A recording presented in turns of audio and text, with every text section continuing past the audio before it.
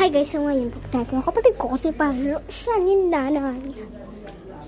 Ayan na si Napalo. Hoy, akin yan. Akin to, Akin to. binili to sa akin ni Mama. Anong binili? Sa akin yan eh.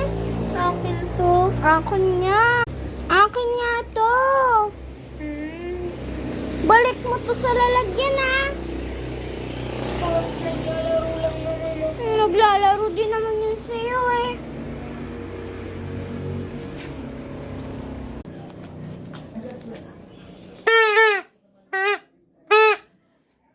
Ang ingay mo naman.